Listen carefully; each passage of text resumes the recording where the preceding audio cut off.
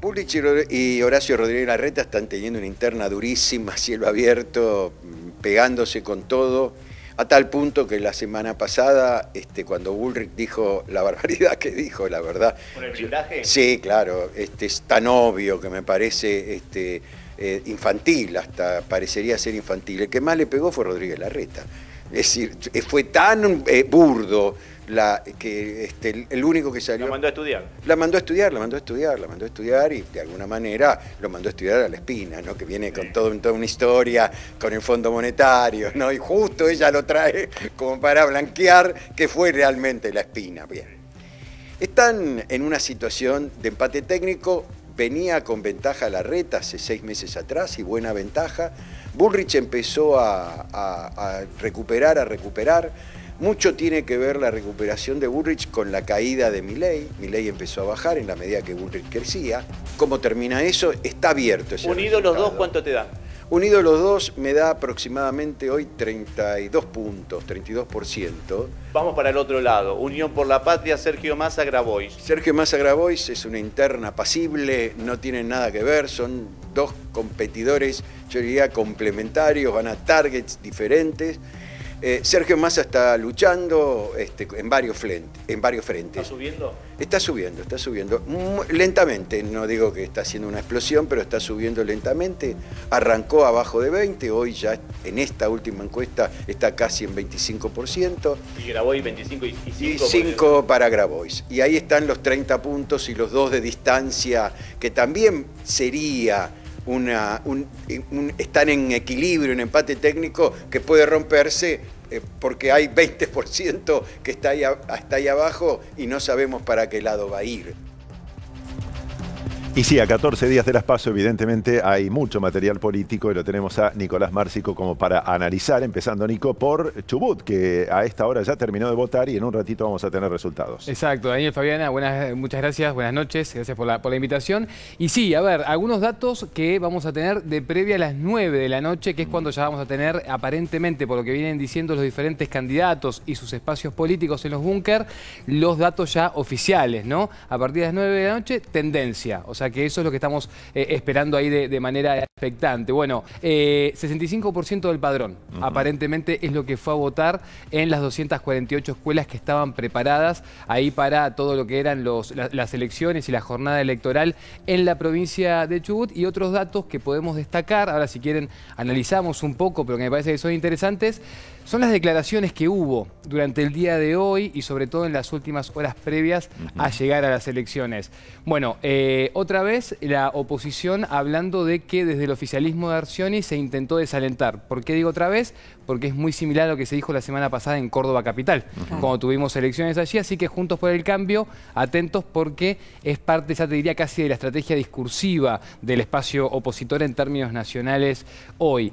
Y lo otro que también tenemos que mencionar es lo que fueron las declaraciones de Juan Pablo Luque. Juan Pablo Luque, ¿no? Candidato, perdón, de todo lo que fue, si se quiere, el peronismo en gran parte en unidad en la provincia de Chubut, más el espacio también de Arcioni, el masismo formando parte. Y en las últimas semanas, en lo que siempre se llama en las temporadas electorales el sprint final, bueno, vimos a Luque despegándose mucho de la gestión del actual gobernador Arcioni. Eso me parece que es un dato, porque es bueno, sí, es verdad que logramos unidad, reconoció en diferentes momentos, que representamos a un sector que hoy gestiona la provincia, pero somos algo distinto, venimos a proponer algo distinto. Claro, esto fue como respuesta también a la principal oposición. ¿Por qué? Porque vienen diciendo y están machacando durante toda la campaña, lo hicieron con estos 20 años de peronismo en Chubut que tienen que llegar a su final. Y Luque, haciendo una salvedad, dijo, no, los últimos 6 años no fueron peronismo. Claro, está hablando justamente de la figura de Arcioni, ¿no? Un Arcioni que no fue a buscar la reelección, digo, ahí también hay un acuerdo grande, sobre todo teniendo en cuenta que Arcioni es un hombre con mucho diálogo con el hoy precandidato de Unión por la Patria, Sergio Tomás Massa, y ministro de Economía, que recién lo escuchábamos. Y también, ¿qué estará esperando Arcioni? Porque digo, bueno, si se corre de esa competencia sin en apariencia ni pedir ni reclamar nada, bueno, aparentemente puede estar siendo parte de una estrategia más amplia en términos nacionales. Pero lo interesante me parece es esto, Luque despegándose de la figura de Arcioni y diciendo los últimos 6 años no fueron peronismo, el peronismo llega a partir de ahora si ganamos en estas elecciones, ¿no? Digo, eso me parece que es como para tener un poco el mapa de lo que está pasando. También el otro dato, ayer tuvimos vientos de más de 120 kilómetros por hora en la localidad de Comodoro Rivadavia. No es un dato menor porque es la principal ciudad de Chubut y una de las principales también en cantidad de habitantes de la Patagonia Argentina. Bueno, desde sobre todo el espacio de Javier Milei, que representa el candidato Trefinger, ¿no? Un hombre del empresariado local, patagónico. Él vivió un tiempo en Tierra del Fuego, después llegó a la provincia de Chubut. Bueno, diciendo ayer que quería que se suspendan las elecciones, lo cual por supuesto se le puso paño de agua fría, se corrigieron las situaciones que había edilicias en las escuelas para que esté todo atendido. Y hoy, exactamente, eso que acabas de decir, Dani, es clave. Y hoy el día podemos decir que transcurrió con total normalidad. Bien. Ahí el panorama. Nicolás, un poco se desprecia a Chubut en cuanto a votos porque es un porcentaje muy chico del padrón. Pero de todas maneras, para el partido que gane no es despreciable porque es una provincia más que tiene en su haber como ganador. Exacto. Bueno, eso que decís, Fabiana, es uno de los, me parece, datos centrales. A ver, 1.31% del padrón electoral nacional es lo que tiene Chubut. Alrededor, para calcularlo en términos concretos, alrededor de 500.000 electores habilitados había para estas elecciones, después de lo que fue, por supuesto, el censo, ¿no?, que tuvimos el año pasado. Bueno, con ese dato, es verdad que están esos comentarios, pero Chubut lo que tiene es algo pujante, sobre todo en términos económicos. Hablábamos de Comodoro Rivadavia como una de las principales ciudades en cuanto a no solo habitantes de la Patagonia, ¿no?, sino también en cuanto a lo que es el entramado productivo, el entramado comercial, ni hablar los vínculos también con el sector y el rubro petrolero de nuestro país, ¿no?, como una de las cosas fundamentales. Entonces me parece que, si bien, a ver, punto uno, ninguna provincia en términos electorales es para despreciar. De hecho, después si quieren lo hablamos con respecto a las PASO, parte de la estrategia hoy del oficialismo y también de Juntos por el Cambio es ir a buscar votos, por ejemplo, a Norte Grande.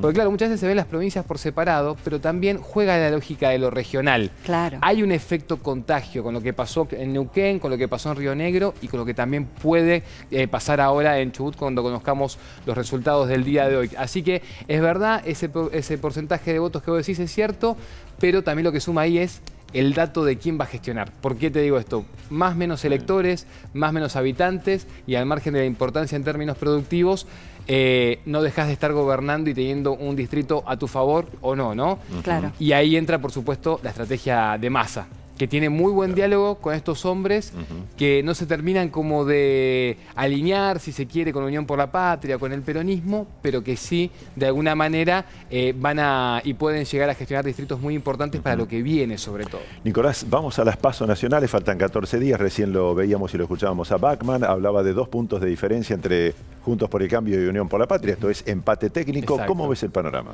Bueno, yo tengo una teoría, Daniel, Fabiana, cuando se habla de empate técnico, para mí es porque alguno está sacando una diferencia de más de 5 o 6 puntos. Ajá.